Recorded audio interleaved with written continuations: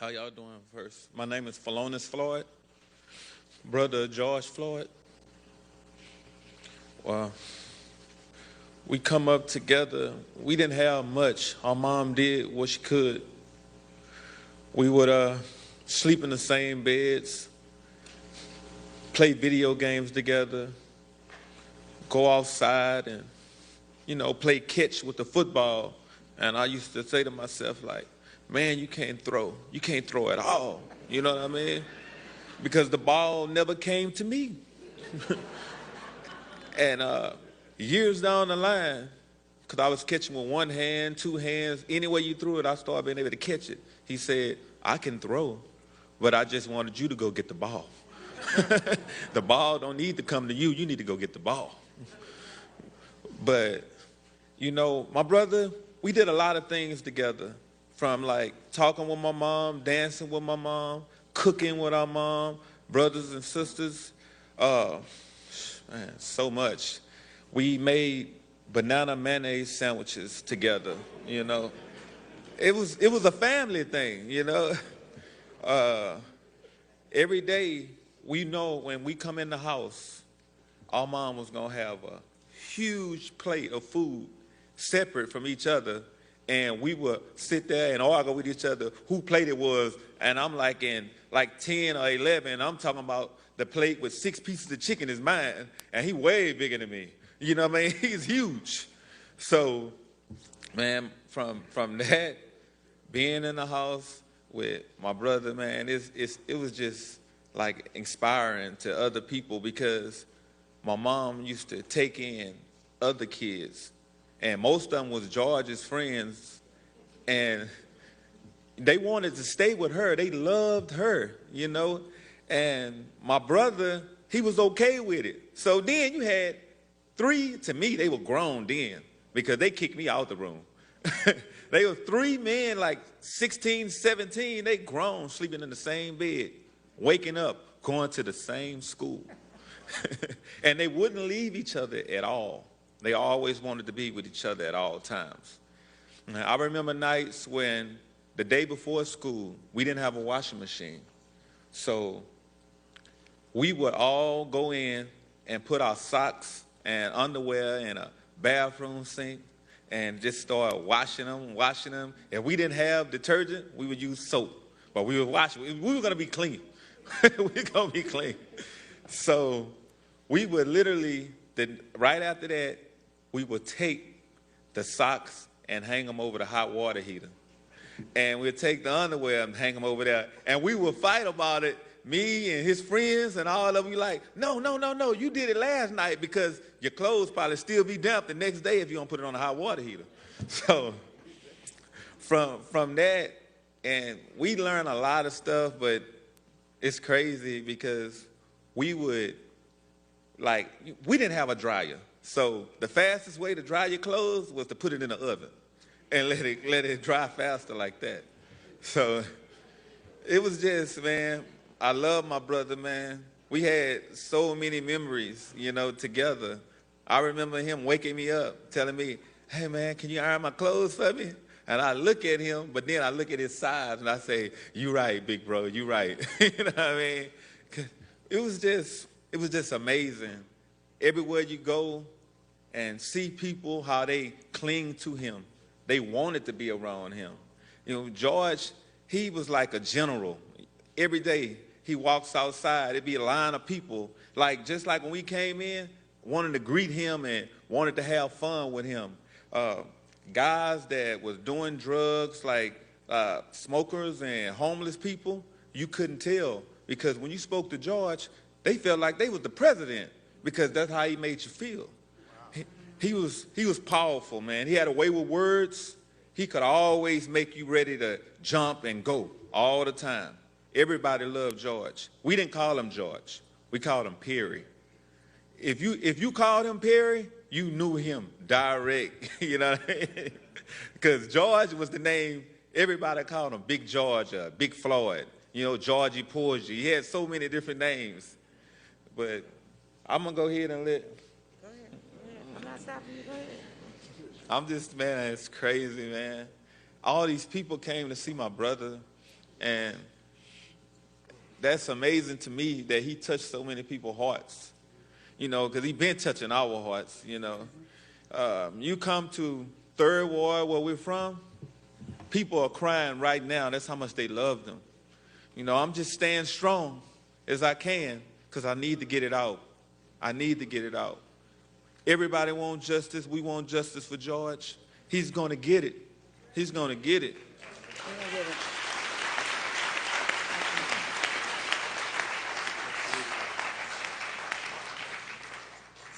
Good afternoon, everyone.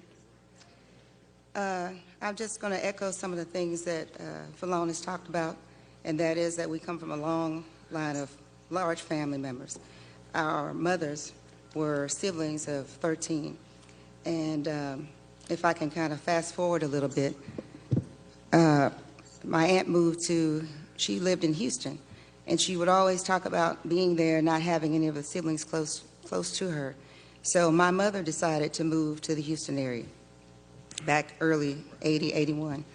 And so we came to Houston, and we were all excited that we could have somebody close to us, because the only time we really would see each other is like during the holidays or when people would travel to visit my grandmother. Long story short, I mean, we didn't have a whole lot, but we always had each other. And we always were taught that, we could always bring other people into the fold. Always, no one should ever go home without having a meal or having food. And so that's how, as he talked about, my aunt was someone in the community that they called her Miss Sissy. And all the kids loved to come over there. And she ended up having, 30 or 40 kids that would come over there because they always knew that they could get something to eat if they came there. And not only food, but they could be loved and they could feel part of a fold. So we were raised to always welcome people in and to embrace other people. And so you could see, as all these people, no matter who you talk to, they will all say the same thing, and that George was somebody who was always welcoming, always made people feel like that they were special, and nobody felt left out. And he would enter into a room. Everybody would feel like they were special. He would embrace them. As I think about the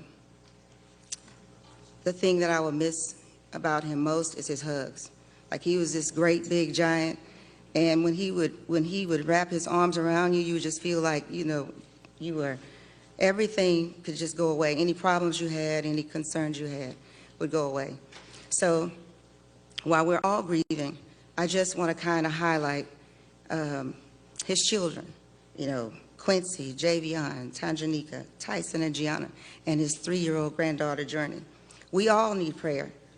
But if I am honest about it, we are more concerned about his children and his grandchildren. So I ask that you pray for us as we go along this marathon to make sure that justice is served on George's behalf, or Perry as we call him. I ask that you pray for us and especially for their children. Thank you.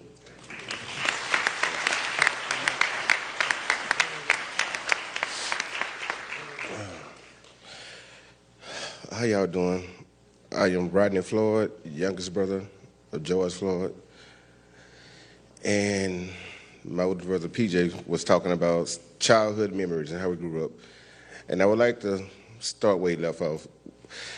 We didn't have much growing up, but all that great stuff, how we dried and washed our clothes, that was just ingenuity. And I mean, hey, we worked with what we had, but didn't have much, but we had a house full of love. And I mean, I appreciate the love of everyone in here in the state of Minneapolis. Y'all adopted my brother and showed him so much love. And we feel that love in your city and thankfully everybody and plus around the world. It's a beautiful thing, this great love we're receiving. And George Floyd is receiving, because he would love it. I wish he was here in the presence, in the flesh, to see it. Because all this great unity, he would bring in the tears like it's bringing us. But share fun memory of my brother, Big Floyd, as y'all know. Oh, cooking-wise, he would make me, honestly, him and the other brothers, 3 gentlemen my brother mentioned grew up in our household. They would say, "Little bro, you make the best grilled cheese. Can you please go make us one?" I mean, if I tell y'all as a little 6 or 7-year-old kid, I did that numerous times. I realized as I got older, y'all just using me. But you know what? But, you know, I was just happy to be doing it.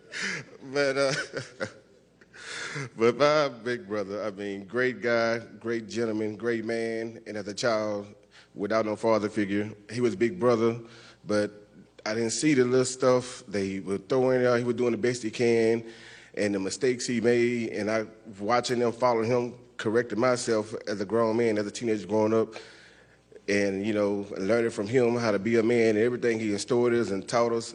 He was doing him, but he was teaching us how to be a man because he was in this world already before us, and he gave us a lot of great lessons.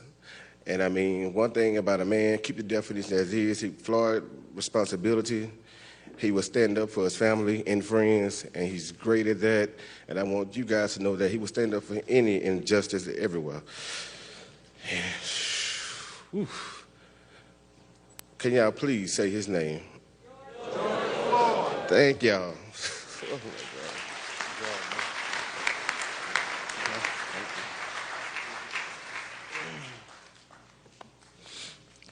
I'm Brandon Williams, I'm George's nephew. I call him Perry. You know, we happen to share the same middle name for some reason. My mama wanted to name all of us after some of her siblings, and coincidentally, I ended up with George. Growing up, I mean, I'm a lot younger than them, but my grandmother raised me. I didn't have a father figure present in my life, so I grew up in the same house with them. And, you know, my uncles were more of a father figure in my life. And with Perry being the alpha male, you know, I gravitated to him. Coming up, I played sports. He did. You know, that kind of connected us, brought us real close. I'm trying not to be sad. This is a lot harder than I thought it would be. I just remember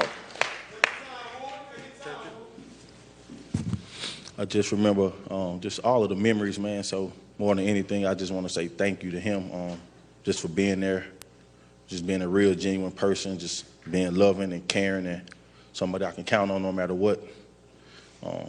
We didn't have much, but coming up, my grandmother tried her best, and wherever she selected, he picked it up for me. He made sure I had sneakers and clothes and a lot of stuff like that, and I appreciate that. I'm going to end it with a funny story about he was the biggest LeBron James fan.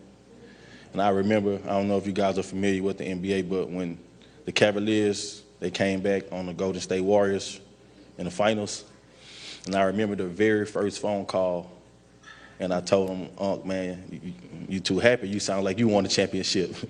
And we laughed about it, and, you know, he said, man, you know how I feel about LeBron. I did win a championship. So, and every time we would talk, you know, I asked him, like, hey, how you doing, man? You good? And he said, I feel like I won a championship. And that kind of stuck. It was just this inside thing we had. So I know with him being the strong person he was and seeing everybody come together and just rally around him and extend all of the love and support to our family. And, man, we thankful and grateful. And I know more than anything, with everybody grieving and hurting, he would want us to feel like we won the championship. So I'll end on that note. Thank y'all.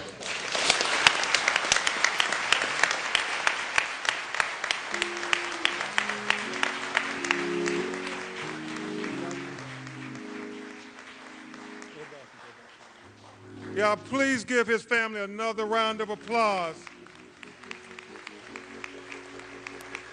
Please show them love. Show them love.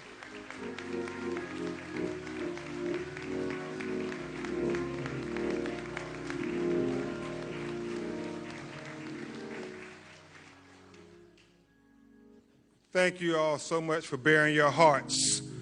If we learned one thing, the Floyd boys like to eat.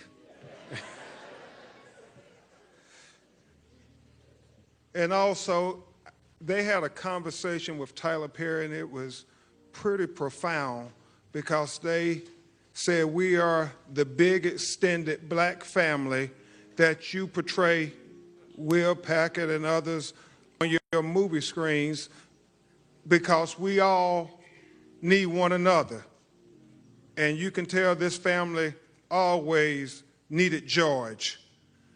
And so awfully difficult for them. The plea for justice is simply this. Dr. Martin Luther King said, "He who passively accepts evil is as much involved in it as he who helps to perpetrate it. He who accepts evil without protesting against it is really like cooperating with it." You know, T.I., on that video, what we saw was torture. Reverend Jackson, what we saw in that video was inhumane. Martin III, what we saw in that video was evil. And so America, we proclaim, as we memorialize George Floyd, do not cooperate with evil. Protest against evil. Join the young people in the streets protesting against the evil, the inhumane, the torture that they witnessed on that video. We cannot cooperate with evil. We cannot cooperate with injustice. We cannot cooperate with torture. Because George Floyd deserved better than that. We all deserve better than that. His family deserves better than that. His children deserve better than that.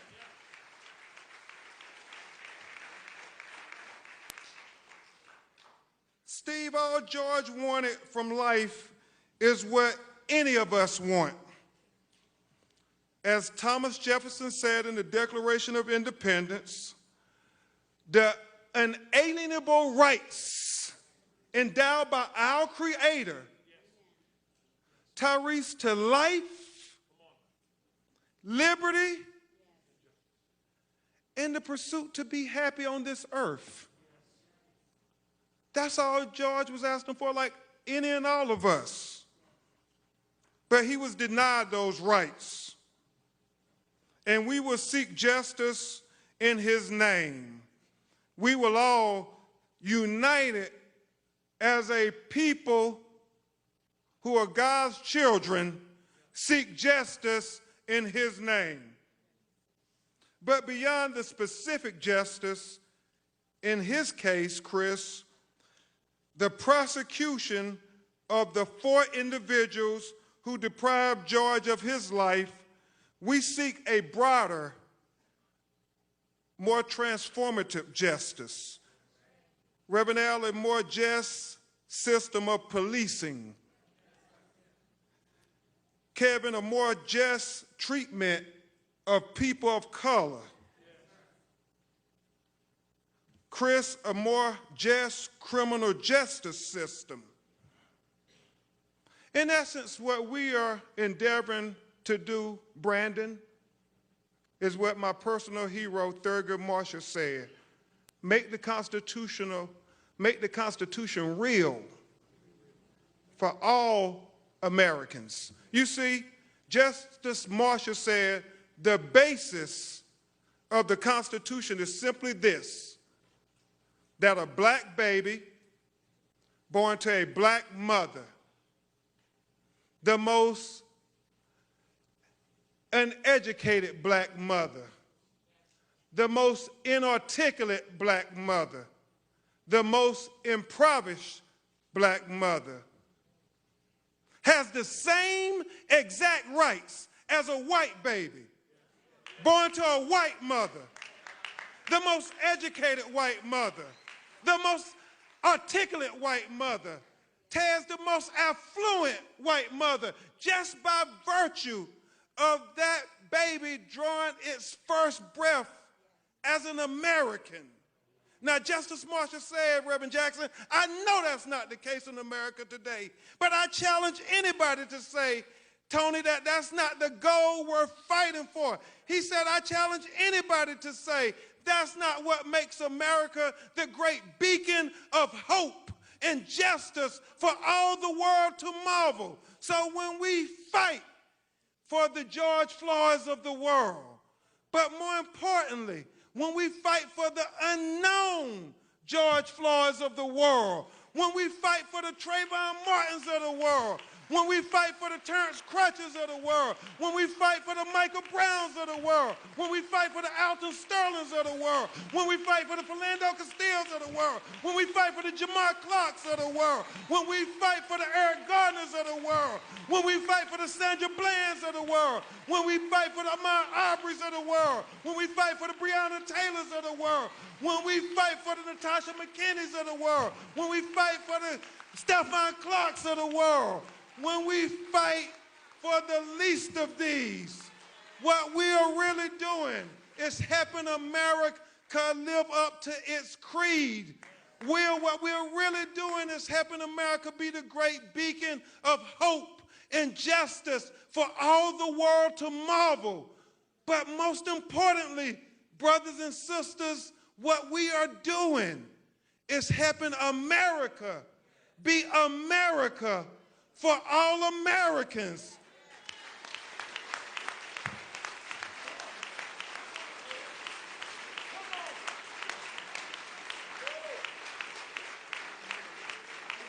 What we want, T.I., is not two justice systems in America, one for black America and one for white America. What we endeavor to achieve is equal justice for the United States of America, and George Floyd is the moment that gives us the best opportunity I have seen in a long time of reaching that high idea that this country was founded on. Thank you so much. This is the plea for justice.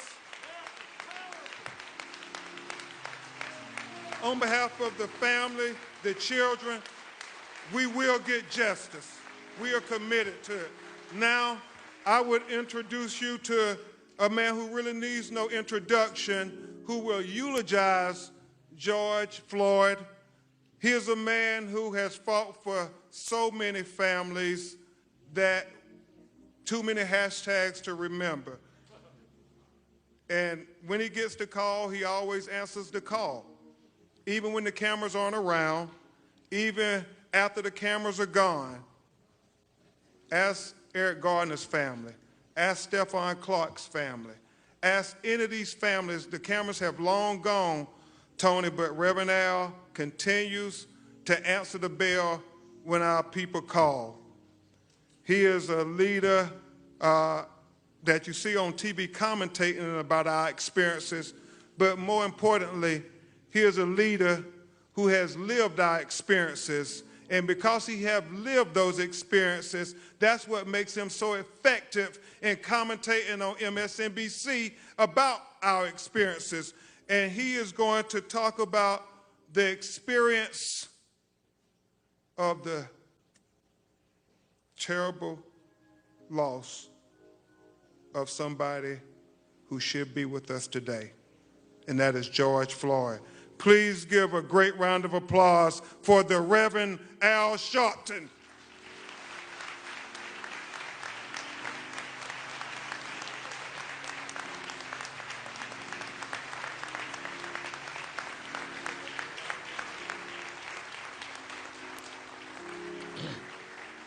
Thank you.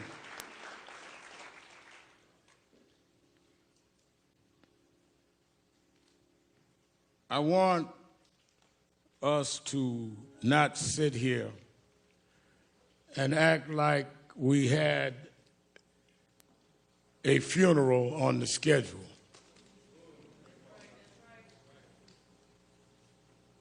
George Floyd should not be among the deceased.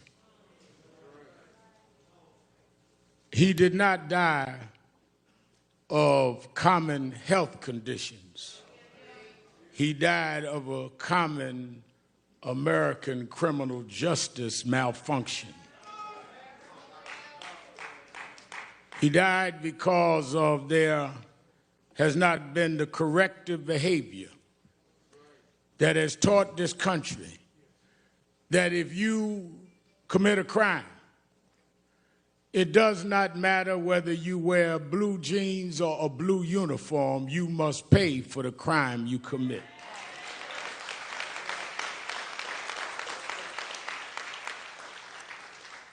So it is not a normal funeral. It is not a normal circumstance, but it's too common, and we need to deal with it. Let me ask those of you that in the traditions of eulogies need a scriptural reference, go to Ecclesiastes 3rd chapter. First verse says, to everything there is a time and a purpose and season under the heavens. I'm going to leave it there. I saw somebody standing in front of a church the other day had been boarded up as a result of violence, held the Bible in his hand. I've been preaching since I was a little boy. I never seen anyone hold a Bible like that, but I'll leave that alone.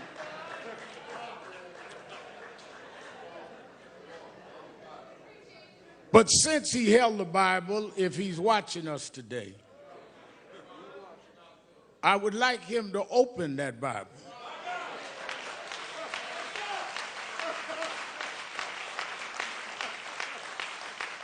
And I'd like him to read Ecclesiastes 3. To every season, there's a time and a purpose.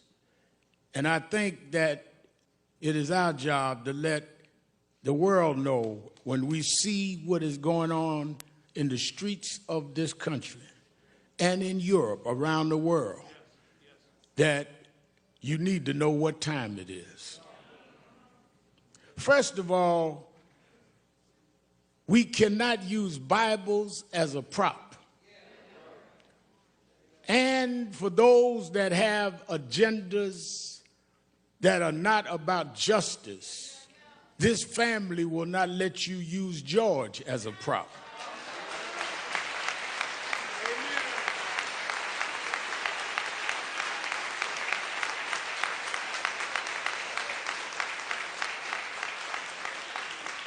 If you want to get your stuff off, don't use him. Let us stand for what is right.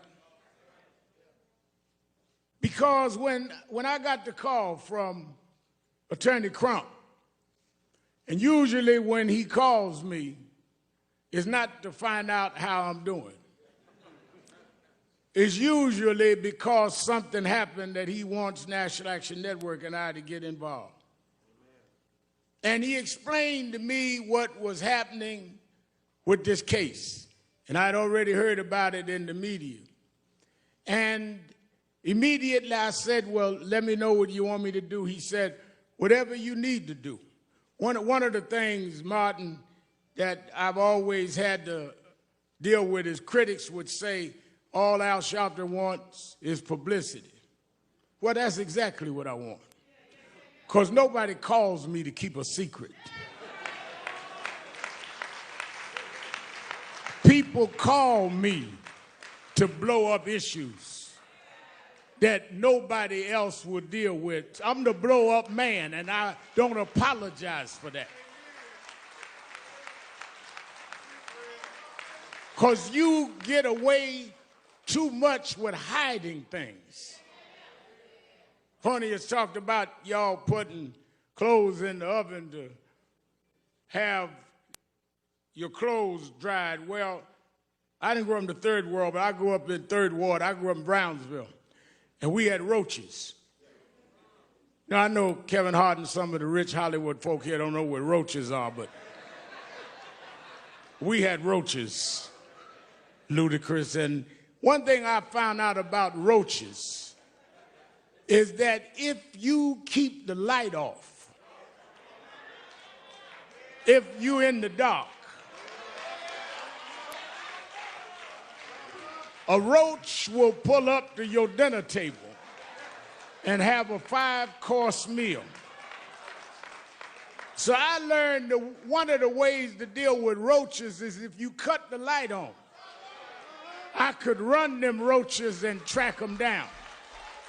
And I've spent all my life chasing roaches all over this country.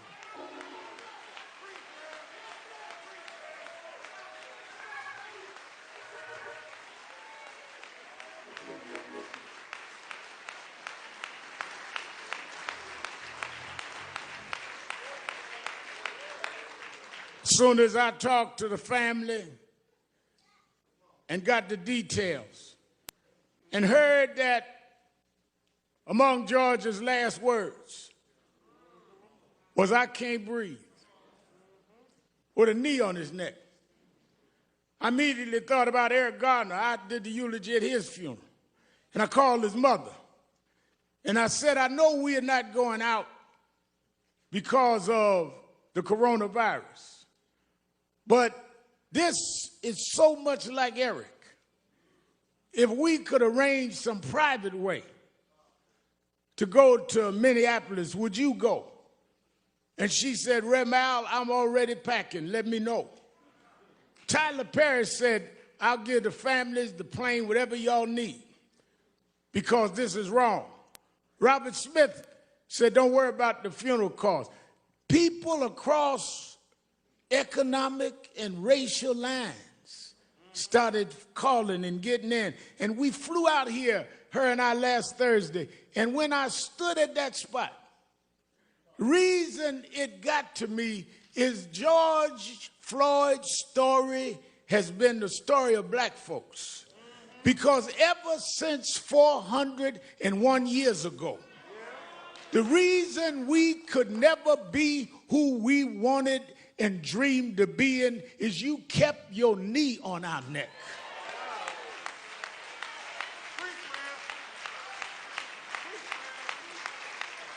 We were smarter than the underfunded schools you put us in, but you had your knee on our neck. We could run corporations and not hustle in the street, but you had your knee on our neck. We had creative skills. We could do whatever anybody else could do. But we couldn't get your knee off our neck. What happened to Floyd happens every day in this country, in education, in health services, and in every area of American life. It's time for us to stand up in George's name and say, "Get your knee off our necks."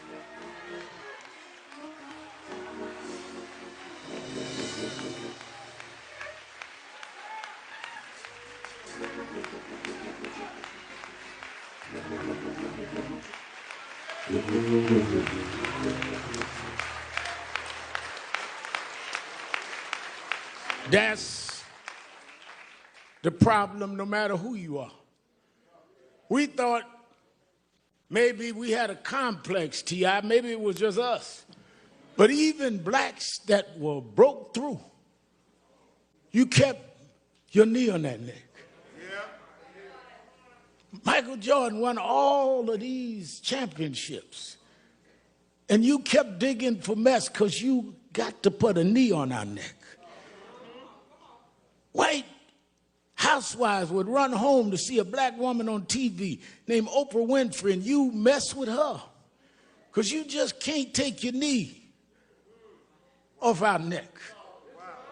Man comes out of a single-parent home, educates himself, and rises up and becomes the president of the United States. And you ask him for his birth certificate because you can't take your knee off our neck. The reason why we're marching all over the world is we were like George. We couldn't breathe, not because there was something wrong with our lungs, but you wouldn't take your knee off our neck.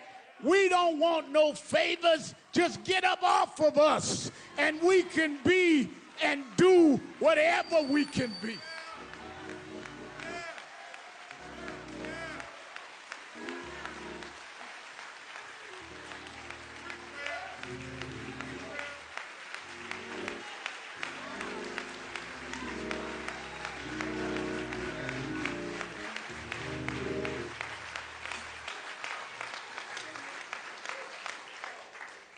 There have been protests all over the world. Some have looted and done other things. And none of us in this family condones looting or violence. But the thing I want us to be real cognizant of is there's a difference between those calling for peace and those calling for quiet.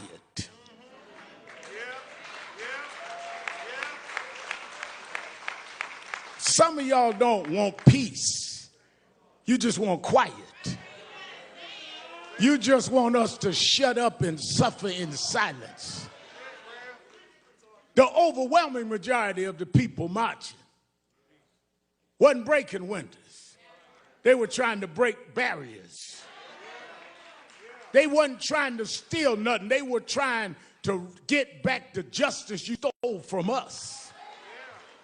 Those that broke the law should pay for whatever law they broke, but so should the 4 policemen that caused this funeral today.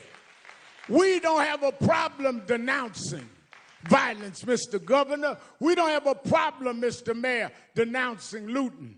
But it seems like some in the criminal justice system have a problem looking at a tape and knowing there's probable cause, and it takes a long time for you to go and do what you see that you need to do.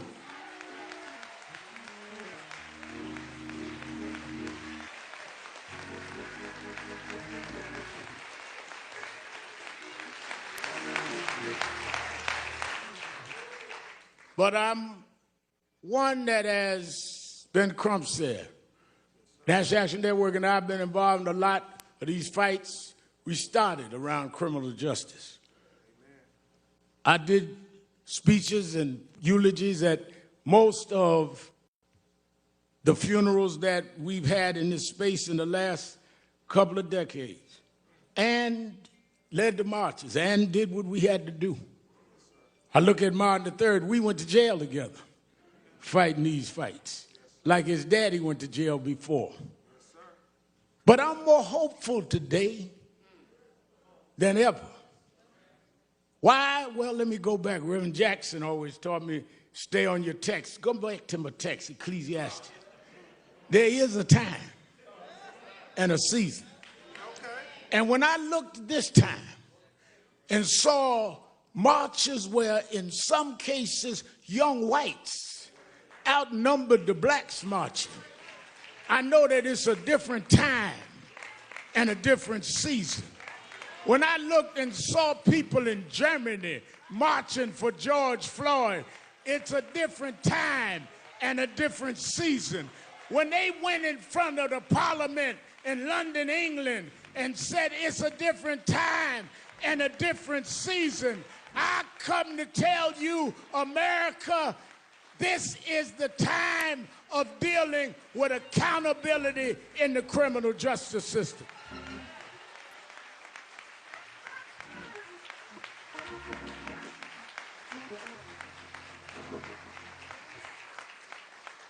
Stephen, years ago, I went to march. Now I remember a young white lady looked me right in the face and said, "Nigga, go home." But when I was here last Thursday, and Miss Carr and I was headed back to the airport, I stopped near the police station. And as I was talking to a reporter, a young white girl, she didn't look no older than 11 years old. She tagged my suit jacket. And I looked around and I braced myself. And she looked at me and said, "No justice, no peace."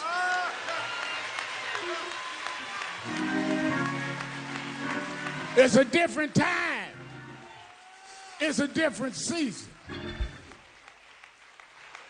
And if my Bible carrying guy out in front of that boarded up church, if I got him to open up the Bible, I want you to remember something. You know, I was late last October to an appointment because the time changed. And I was still, my watch was on the wrong time. You know, once a year, time goes forward. And if you don't, Congresswoman Omar, move your watch, you're going to find yourself an hour late, not because your watch was wrong, but you had your watch on the wrong time. Well, I come to tell you that are sitting in Washington, talking about militarizing the country, thinking that you can sell wolf tickets to people who's had enough of abuse. I come to tell you, you can get on the TV, but you on the wrong time. Time is out for not holding you accountable. Time is out for you making excuses. Time is out for you trying to stall. Time is out for empty words and empty promises. Time is out for you filibustering and trying to stall the arm of justice. This is the time. We won't stop. We're going to keep going until we change the whole system of justice.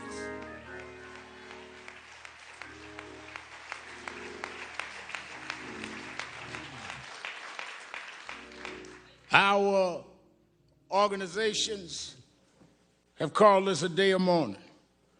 NAACP, National Urban League, Legal Defense Fund, Black Women's Roundtable, Lawyers Committee, all got together, said we're going to have a day of mourning.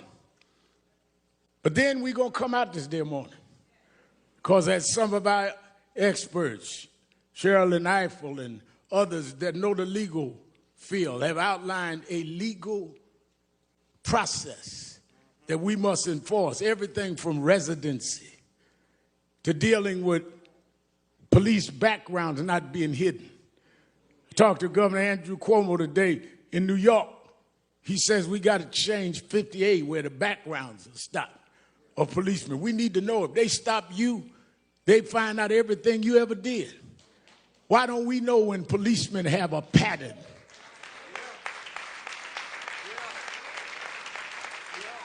We got to go back to consent decrees. Under the Obama administration, they had put certain cities with patterns and practice under consent decrees. From Jamal Bryan to know, we was pastoring there in Baltimore, that they put it under consent decree. One of the first things that happened in the next administration was they stopped the consent decrees. We have specific policies that need to happen. Therefore, I'm glad Martin III is here today, because on August 28th, the 57th anniversary of the March on Washington, we're going back to Washington, Martin. That's where your father stood in the shadows of the Lincoln Memorial and said, I have a dream. Well, we're going back this August 28th to restore and recommit that dream, to stand up, because just like at one era, we had to fight slavery. Another era, we had to fight Jim Crow. Another era, we dealt with voting rights. This is the era to deal with policing and criminal justice. We need to go back to Washington and stand up, black, white, Latino, Arab, in the shadows of Lincoln, and tell them this is the time to stop this.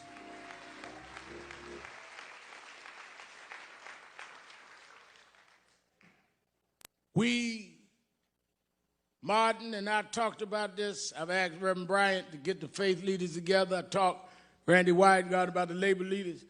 Oh no, we're going to organize in the next couple of months in every region, not only for a march, but for a new process. And it's going to be led by the Floyd family. And it's going to be led by the Garner family.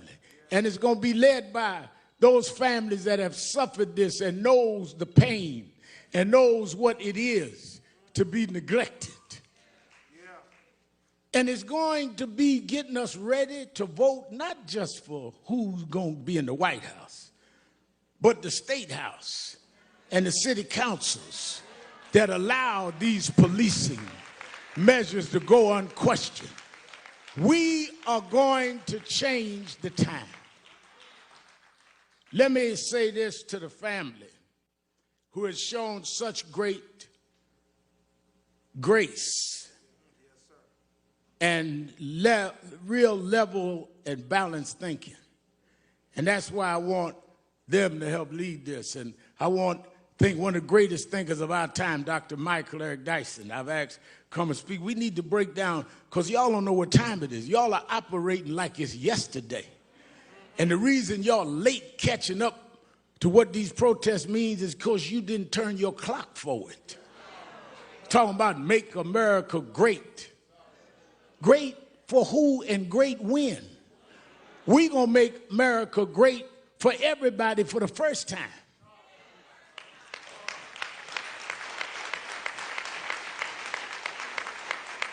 Never was great for blacks. Never was great for Latinos. Wasn't never great for others. Wasn't great for women. Young women had to march to get the right to vote. But lastly is the religious side. I was reading and kept thinking about how I was a little embarrassed, because when I heard that George, at this point of suffering this brutal attack, called for his mama, I said to Attorney Crump, I said, well, I appreciate talking to his brothers and them on the phone, but I want to talk to his mother. He said his mother passed. I said his mother passed, but he was calling for his mother. And I thought about it, because I was raised by a single mother. And sometimes the only thing between us and our conditions was our mothers. Sometimes the only thing that we had that would take danger away was our mothers. The only ones that would make sure the food was on the table was our mother. I know why George was calling for mama. But then as I had got that all placed in my mind, and I realized why I was always calling her. My mother died 8 years ago, but I still try to talk to her. Sometimes just dial a cell phone to hear the voicemail of her phone that I never cut off. I still want to reach out to mama. But talking to Quincy last night, one of his 5 children, Quincy said, you know, I was thinking maybe he was calling his mother, because at the point that he was dying, his mother was stretching her hands out, saying, come on, George, I'll welcome you where the wicked will cease from troubling, where the weary will be at rest. There's a place where police don't put knees on you, George. There's a place that prosecutors don't drag their feet. Maybe mama said, come on, George. There's a God that still sits high, but he looks down low, and he'll make a way out of no way. This God is still on the throne. The reason we can fight, I don't care who's in the White House, there is another house that said if we'll fight, he'll fight our battles. If we stand up, he'll hold us up. So as we leave here today, I say to this family, I know that years ago we told them, Reverend Jackson told us, keep hope alive. Then I know that President Obama wrote a book about hope. But I want you to know in my life, there's times that I lost hope. Things can happen like this that'll dash your hope. But there's something that is sister to hope called faith. Faith is the substance of things hoped for, the evidence of things unseen. Faith is when you got a pile of bills and no money, but you say he will provide all of my needs. Faith is when you got no medicine in the cabinet and you're sick in your body, but you say he's a doctor that never lost a patient, and he'll dry tears from my eyes. Faith is when your friends walk out, when your loved ones turn their back, but you say, I don't believe he brought me this far to leave me now. We didn't come this far by luck. We didn't come this far by some fate. We come this far by faith, leaning on the Lord, trusting in his holy word. He never He never failed me yet. From the outhouse to the White House, we come a long way. God will, God shall, God will, God always has. He'll make a way for his children. Go on home, George. Get your rest, George. You changed the world, George. We're going to keep marching, George. We're going to keep fighting, George. We done turned the clock, George. We're going forward, George. Time out. Time out. Time out.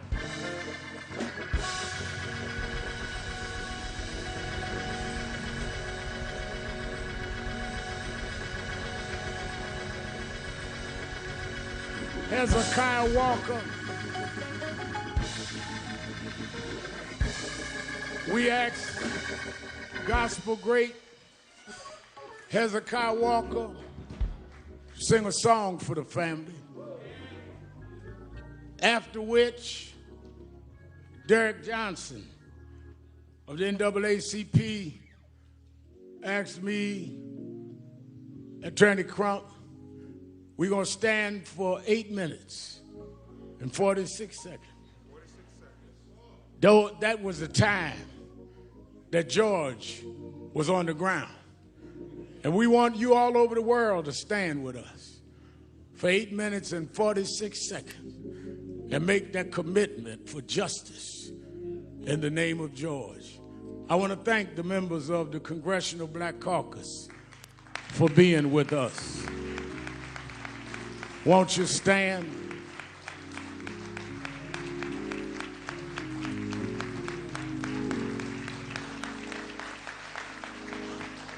I want to thank the son and heir and co-convener, Dr.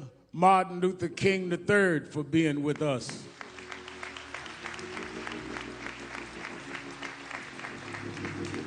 I want to thank the mayor and the governor and their brides for being with the family. Senator Amy Klobuchar of the state of Minnesota. I want to thank my mentor and one who's fought this fight for more than a half a century. Reverend Jesse Lewis Jackson is with us.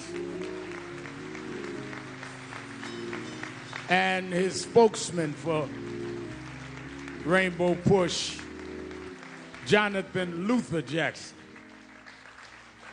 I want to thank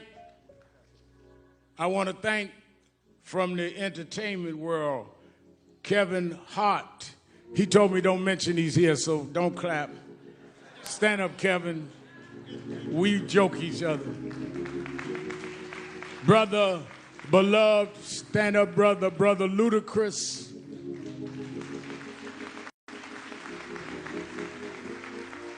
Tyrese Gibson, who's an extraordinary activist in his own right.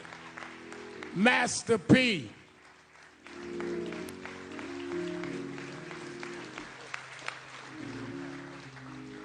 The one and only, the creative genius, Will Packard, is with us today.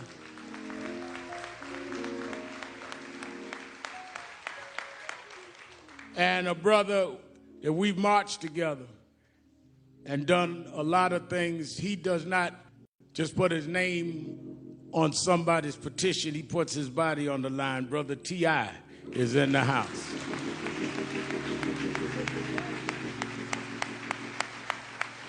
I want this brother's one of the greatest gospel singers alive. Is Tiffany here? Oh, wait a minute. I didn't want to announce and say I embarrassed her. Let me tell you something. One of the most popular, outstanding artists that is also committed. I've read her interview. She think I'm old and don't read stuff, but I do. And she's been committed and saying the right things, and she wanted to be here today. And I was so busy joking with Kevin, I didn't even look at her. Let us welcome our sister beloved, Sister Tiffany Haddish is in the house.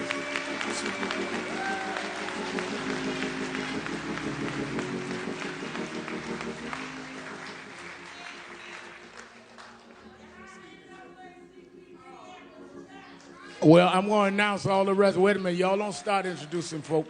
I got them all. Let us hear a selection from Brother Hezekiah Walker. God bless everybody. Let's have some church for a little while. Y'all ready to have some church? I came all the way from Brooklyn, New York to do this for George and the family. The song says, every praise, amen, is unto our God. Let's do it. Come on, let's stand to our feet, everybody. Come on. Come on. Put your hands together. Come on. Come on, come on, come on. Come on. Every praise, come on. Every praise it's to our God. It's to our God. Every word of worship. Every word of worship. With one accord. With one accord. Every praise. Every praise. Every praise. Every praise. To our God. It's to our God. Yeah. Sing hallelujah. Sing hallelujah. Oh. To our God. Glory hallelujah. Glory hallelujah. Is to our God. To our God. Every praise. Every praise. Every praise. Every praise. To our God. Is to our God. Come on, let's take it up. Come on. Every praise. It's to our God. Is to our God. Put them hands together. Come on. Every word of worship. With one accord. With one accord. Come on. Every praise. Every praise. Every praise. Every praise. To our God. Is to our God. Look at your neighbor and say, sing hallelujah. Sing hallelujah. Oh, to our God. Glory hallelujah. Glory hallelujah. It's to our God. To our God. Come on. Every praise. Every praise. Every praise. Every praise. To our God. To our God. Come on, my people. Let's take it up one more time. Come on. Every praise. It's to our God. Every word of worship. Every word of worship. With one accord. With one accord. Every praise. Every praise. Every praise. Every praise. To our God. To our God. I don't care how you're feeling. Sing hallelujah. Sing hallelujah. To our To God. our God. Hallelujah. Glory hallelujah. To our To God. our God. Every praise. Every praise. Every praise. Every Is praise. to our God. To our God. This is my favorite part right here. Come on. God, my Savior. God, my healer. God, my deliverer. Yes, He is. Yes, He is. You say it now.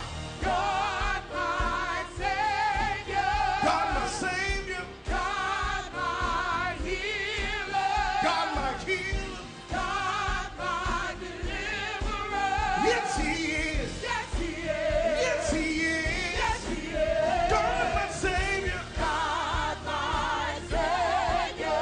God, my healer. God, my Yes, I- healer. God, my deliverer. God, my deliverer. Yes, He is. Yes, He is. Yes, He is. Yes, He is. Yes, He is. Yes, He is. Yes, He is. Yes, He is.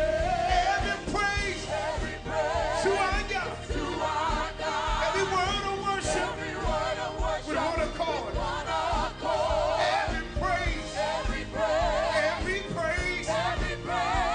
Every praise. Every praise. Every praise. Every praise. All of my worship. Every praise. All of my praise. Every praise. When you see me dancing.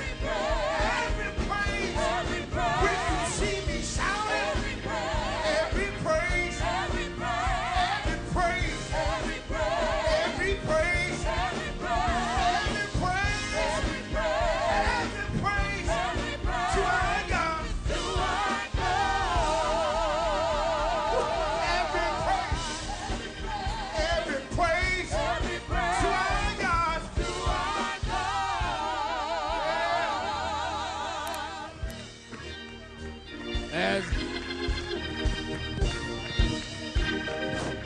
As Mike, all right, as we remain standing, I want to recognize Clyde Bellecourt of the American Indian Movement. Brother Bellecourt, we're honored that you came. Thank you. And let me say, they recognize someone yelled out the state chair of the NAACP and many of Black Lives Matter, many of the grassroots organizations that have been doing the protests on the ground in Minneapolis and around the country.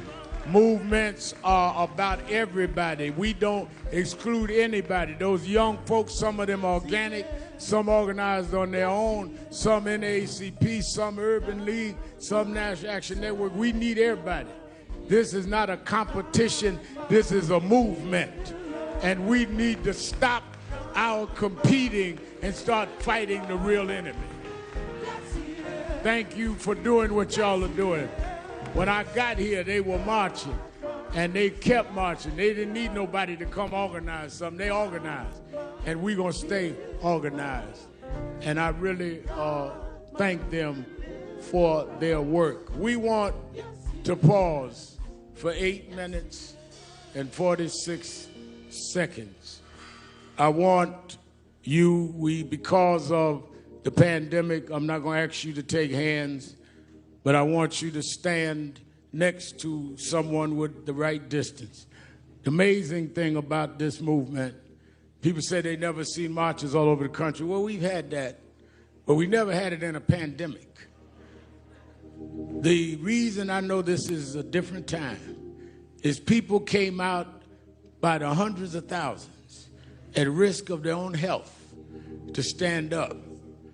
People that had been sheltered in broke out of shelter. First flight I took was to come here in many weeks. And maybe in God's own way, Martin, the fact we were sheltered means we couldn't watch sports, couldn't watch nothing. We had to keep watching that tape. Maybe because we had no distractions, that finally we're ready to deal with this. So as we stand, I would like us to stand together, and I think there's only one woman up here. I want Tiffany, since I was disrespectful, would you come stand with us up here? Tiffany Haddish, so you won't be talking about me in your next interview. And I would like the mother of Ergana, who's mother of the one who originally died of police custody, saying, "I can't breathe," to stand with me and Ben Crump on stage. It's Gwen Carr. Let us stand. Somebody said, Reverend, 8 minutes is a long time. That meant it was long enough for the police to understand what they were doing. That means it was long enough for one of them 3 cops to stop what was going on. That means it was long enough for whatever this officer had in mind for him to rethink. As you go through these long 8 minutes, think about what George was going through, laying there for those 8 minutes, begging for his life. Heard someone say, narrating his own death. We can't let this go. We can't keep living like this. Sam Jackson, is Sam still here? Steve Jackson, is he here? Steve, we won't recognize, I was recognizing everybody. We got to stop this here. And we got to, in this time, bring about a new season. Let us stand still. You that believe in faith, bow your heads, or whichever way you worship.